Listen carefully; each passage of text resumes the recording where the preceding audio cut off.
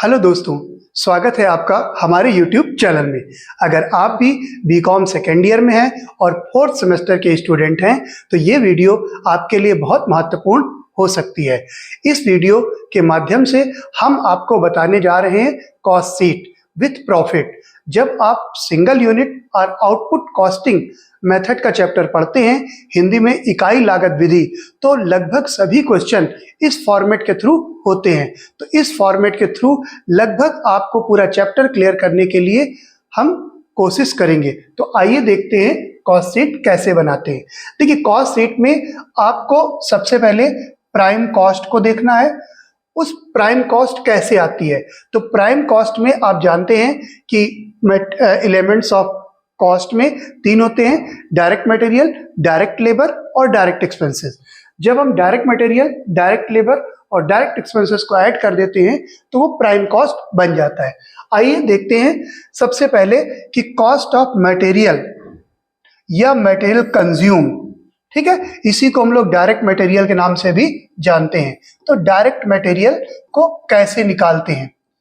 तो देखिए, जब आप डायरेक्ट मटेरियल निकालते हैं तो सबसे पहले आपको क्या करना है, opening stock of raw material, जो आपने कच्चा माल का प्रारंभिक स्टॉक है उसको लिखेंगे। उसके बाद अगर आपने कोई परचेज किया है, परचेज ड्यूरिंग द ईयर, इसको ऐड करेंगे। उसके बाद ऐड करेंगे हम incidental expenses regarding to purchase.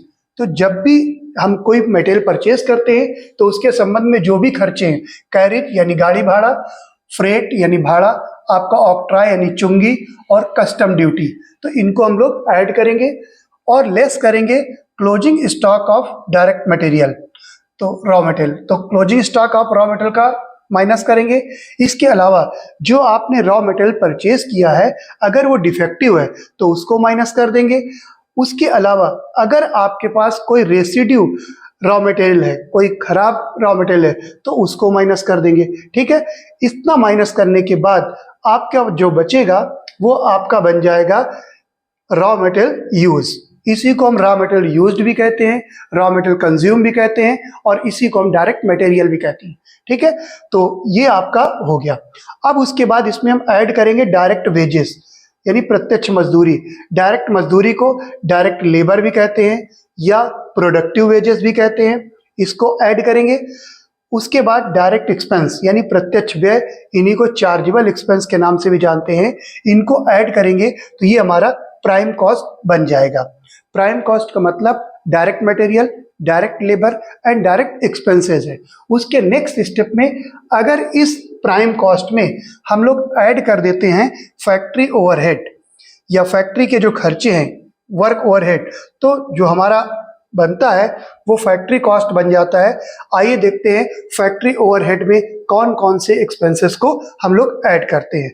तो देखिए, सबसे पहले factory on cost. On cost या work on cost, on cost का मतलब यहाँ पर होता है कि परसेंटेज में देता है। जैसे बोल देता है factory overhead 20% of direct wages, ठीक है, तो उसको ऑन कॉस्ट बोलते हैं। इनडायरेक्ट वेजेस, अब जानते हैं कि इनडायरेक्ट वेजेस या अनप्रोडक्टिव वेजेस ऐड करेंगे।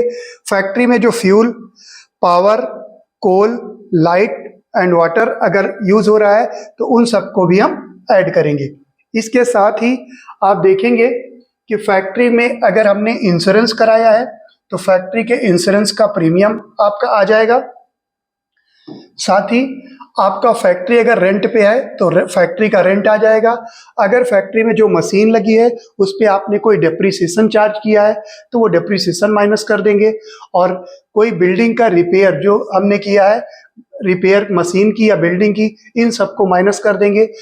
ठीक है, उसके बाद स्टॉक जो है तीन तरह का होता है: opening stock of raw material, opening stock of work in progress and opening stock of finished goods. तो आपको याद रखिएगा कि जो स्टॉक हैं वो तीनों, उसमें से opening stock of work in progress यहाँ पर ऐड करना है और closing stock of work in progress minus करना है। ठीक है ना? तो जब आप opening stock of work in progress को ऐड कर देते हैं और closing stock of work in progress को लेस कर देते हैं तो उसके बाद आपको एक और वेरी इंपॉर्टेंट चीज याद रखना है, एडिशनल ओवरबर्डन और रेक्टिफिकेशन। कभी कभी क्या होता है, कुछ जो हम प्रोडक्ट बनाते हैं वो कुछ डिफेक्टिव होता है तो हमारे पास दो ऑप्शन होते हैं, या तो उसको पूरी तरह से रिजेक्ट में भेज दें या फिर हम कुछ एक्स्ट्रा कॉस्ट दे करके उसको सही करा लें। तो जब हम एक्स्ट्रा कॉस्ट दे करके उस प्रोडक्ट को सही कराते हैं तो उसको बोलते हैं एडिशनल ओवरहेड ऑन रेक्टिफिकेशन। तो इसको भी ऐड कर देते हैं। उसके बाद जो प्रोडक्ट हमने बनाया है तो वो प्रोडक्ट अगर उसमें कुछ स्क्रैप बचता है, डिफेक्टिव कुछ बचता है, उसको सेल करने से कुछ पैसे मिलते हैं तो उसको हम माइनस कर देते हैं। और दोस्तों माइनस करने के बाद पूरा जो हमारा आ जाता है इसे हम लोग बोलते हैं फैक्ट्री कॉस्ट। इसी को हम लोग वर्क कॉस्ट के नाम से जानते हैं, इसी को हम लोग मैन्युफैक्चरिंग कॉस्ट के नाम से जानते हैं। ये बहुत ही इंपॉर्टेंट है, आप इसको बहुत अच्छे से समझिए, ठीक है। उसके बाद देखिए, जब आप इसके बाद आपका जब वर्क कॉस्ट या फैक्ट्री कॉस्ट आ जाता है तो आपको क्या करना है, ऑफिस एंड एडमिनिस्ट्रेशन से रिलेटेड एक्सपेंसेस को ऐड करना है। तो देखिए ऑफिस एंड एडमिनिस्ट्रेशन एक्सपेंसेस को हमें ऐड करना है, ठीक। तो जब ऑफिस एंड एडमिनिस्ट्रेशन एक्सपेंसेस को हम लोग ऐड कर देते हैं तो बन जाती है ऑफिस कॉस्ट। इसी को हम लोग कॉस्ट ऑफ प्रोडक्शन यानी उत्पादन की लागत के नाम से जानते हैं।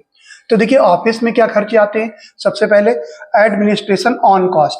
देखो ऑन कॉस्ट अगर कहीं भी लिखा हो, ऑन कॉस्ट का मतलब परसेंटेज पे, तो ये इस तरह से शो करता है कि मान लीजिए कि office overhead 20% on factory overhead या फैक्ट्री कॉस्ट, ठीक है, तो ऑन कॉस्ट हो जाएगा।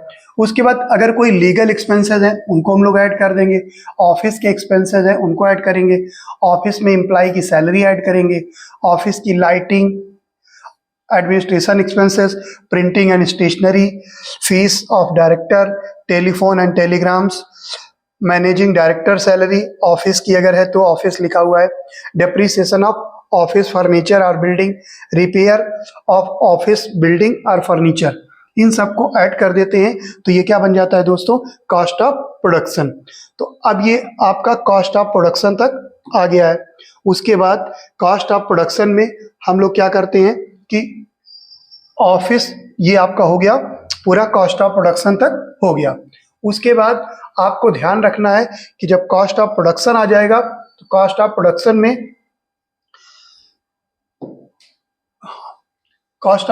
में हम लोग क्या करेंगे, सेलिंग एंड डिस्ट्रीब्यूशन एक्सपेंसेस को ऐड करेंगे। तो जब हम सेलिंग एंड डिस्ट्रीब्यूशन एक्सपेंसेस को ऐड कर देंगे तो वो बन जाएगा टोटल कॉस्ट, ठीक है। तो देखिए ये आपका हो गया कॉस्ट ऑफ प्रोडक्शन, सॉरी एक मिनट, हाँ ये आपका देखिए ये है कॉस्ट ऑफ प्रोडक्शन। और कॉस्ट ऑफ प्रोडक्शन का मतलब हुआ है कि उत्पादन की लागत, यानी कि जितना माल आपने बनाया है उसकी कॉस्ट ये है, ठीक है ना, जितना माल आपने बनाया है उसकी कॉस्ट ये है। अब बनाने के बाद जरूरी नहीं है कि जितना माल हमने बनाया है हमारे पास उतना ही है। अगर हमारे पास पहले से कुछ स्टॉक रखा है तो उसको बोलते हैं opening stock of finished goods, ठीक है। तो उसको हम लोग इसमें ऐड कर लेंगे, opening stock of finished goods को ऐड करेंगे। इसमें क्या ऐड करेंगे, add opening stock of finished goods, और लेस करेंगे closing stock of finished goods, ठीक है। इतना करने पर आपका जो आ जाएगा वो कॉस्ट ऑफ गुड्स सोल्ड आ जाएगी।